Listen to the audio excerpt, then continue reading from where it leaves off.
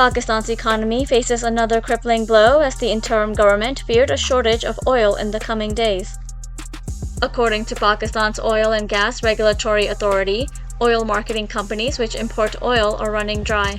In a letter dated September 12, Oil Director General Imran informed the Oil and Gas Regulatory Authority chairman that the Energy Minister had taken serious notice of the development and directed that the regulatory authority may mobilize its enforcement team to ensure that all oil marketing companies keep their retail outlets wet and well supplied with the petroleum products. This is not the first time Pakistan has faced shortage of petroleum products this year. Economists and analysts said it was because of the fluctuation of the Pakistani currency that companies are not importing oil. Since April of 2022, when Imran Khan's government was overthrown because of its independent stance on the Ukraine war, Pakistan's currency has since devalued almost 80%.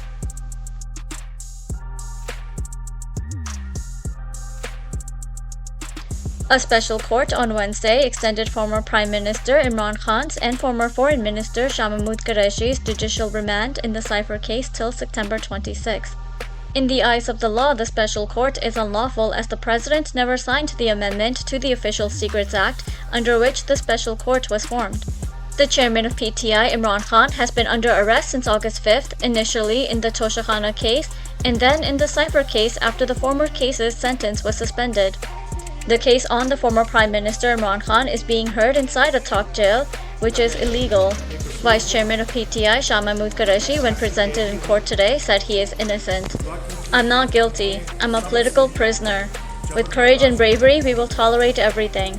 Qureshi reiterated his support for PTI chief and called for transparent elections to steer the country out of the current economic, constitutional, and political crisis.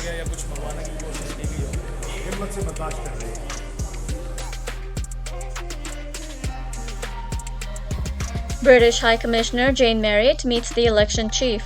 After the American ambassador Donald Blum, controversial British High Commissioner Jane Marriott met Pakistan's Chief Election Commissioner Sikandar Raja. Mr. Raja has met the two diplomats but has repeatedly refused to meet Pakistan's president, who invited him for consultation on giving an election date.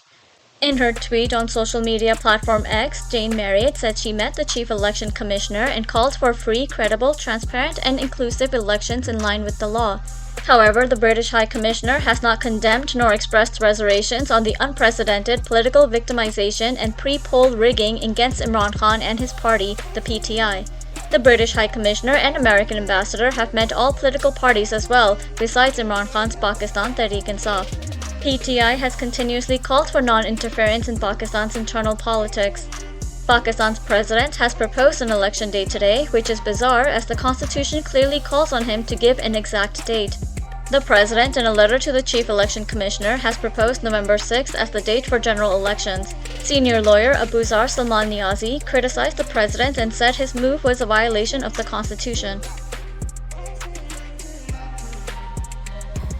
Today, on September 13th, the Russian ambassador to Pakistan, Danila Ganich, addressed the Islamabad Policy Research Institute audience, giving a speech on Russia-Pakistan relations and the way ahead. During the question and answer portion of today's event, the ambassador was asked his opinion of the former Prime Minister Imran Khan. The ambassador's response: "As for His Excellency Imran Khan, we respect him. We had a very fruitful interaction when he was in Moscow.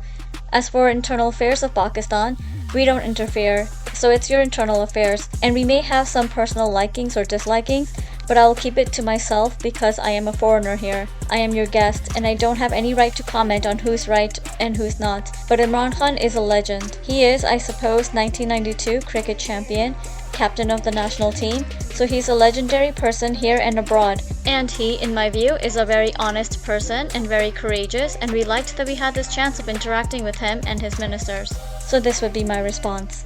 The ambassador was also asked what steps or suggestions he would give so that the relationship between Pakistan and Russia would become more stronger, cohesive, and multidirectional.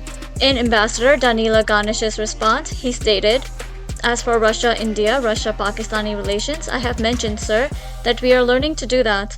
I didn't say we are doing that. I said we are learning to do that. It's a very painful and gradual process, and if you see, and I think that in most matters, it's just because of commercial considerations, because we have different scale of interaction with India, and I hope that we will have approximately the same level of interaction with our Pakistani friends and partners." The ambassador went on to say, I would like just to voice one practical idea, is that we got to have some independent payment infrastructure because between Russia and Pakistan, we cannot be dependent on any third country.